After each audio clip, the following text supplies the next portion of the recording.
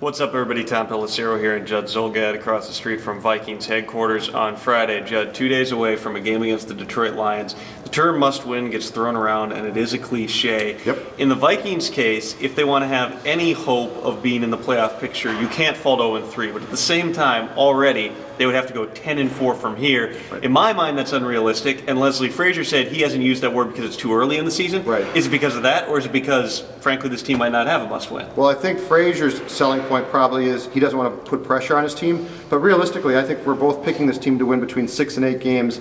And I think we both think 8 wins would be a good season. Well, 8 wins does not make a playoff team. Right. So I don't think this team's going to have a must-win game all season because they're not a playoff team. If they were a playoff team, if they thought they were going to go to the first, second round, whatever, then you have must-win games. Then this slow start is a worry. 2008, perfect example. Vikings go 0-2. Well, they had to turn it around because you thought that team's pretty good. This team is not that good.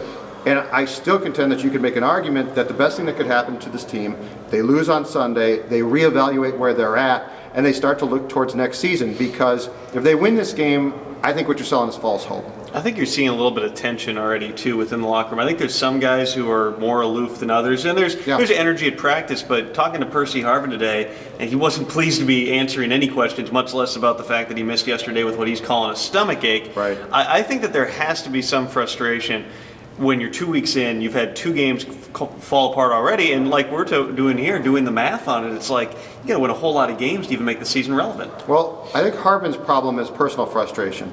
He hasn't got the snaps he wanted. I think he wants to return kicks full time. He's not being allowed to, so there's personal frustration there. The interesting thing about the locker room is you can get a really good feel for this team from the Friday locker room. It's usually a very loose environment. Guys are having fun. It's the end of the week. They've got a day off coming up, essentially a day off. Mm-hmm. They go through a walkthrough on Saturday. In the past 2 years, guys have been playing like Nerf basketball in that room. Right. It's been a really high energy room. Guys are eating together. No, what you saw today was a very workman-like approach. Mm-hmm. That's not good to me. What that's saying is guys are going about their jobs, but if sports becomes a job, that's never good. That's never fun. Guys need to be having fun. Like I said, I think there is a faction of this team, front office, that realizes the reality of the situation they're in, and because of that, that's being reflected. The Harvin thing is interesting because you will have guys get unhappy about their own situations. That always happens on teams that aren't that good.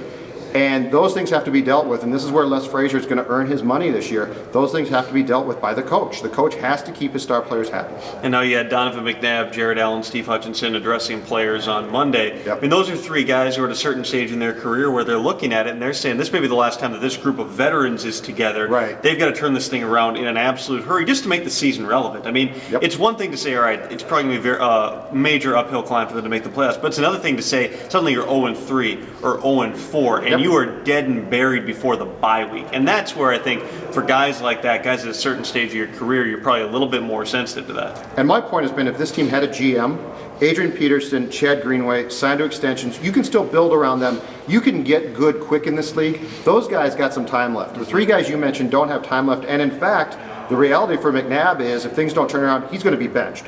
So you're talking about 3 guys with their own agenda, so to speak, where if you're Peterson or Greenway, you can sort of see that light at the end of the tunnel, maybe spend a year or 2 rebuilding, and then you're good again.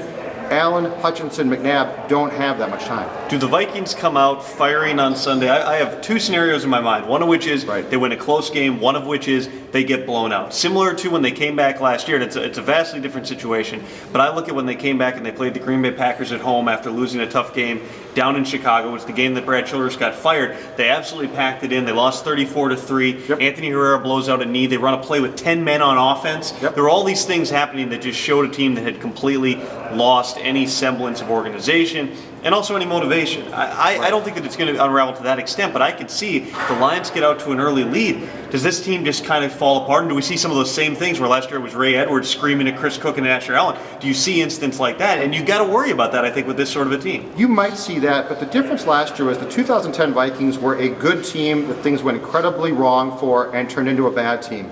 I would still say that they were an average team. But but I'm saying when that team took the field in training camp in Mankato of July 2010, expectations were different. And you said this is not, I mean, there's no way that you could have seen that season falling apart like it did. Now, that being said, this team is really not that good. That's the reality of their situation. That's why I think that you can clearly look at this going into Game 3 and say this is the course that we should take. So I don't think anybody's going to pack it in. I just don't think they're that good. And when people look at the first halves and say, oh man, if that team could just keep it together, well, yeah, that'd be great. Then this might be a Super Bowl team. That's not the reality. The reality is somewhere between those first halves and second halves, and that is not a great team. So I really think you're talking about different situations. Now, do guys start to get frustrated and mad?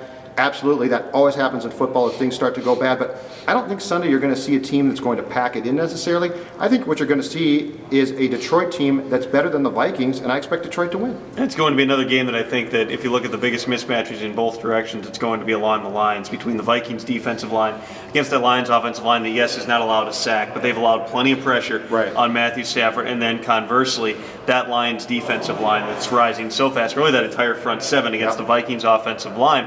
Those are where the turnovers are going to come from. I think it's going to be pressure on one side of the ball or the other.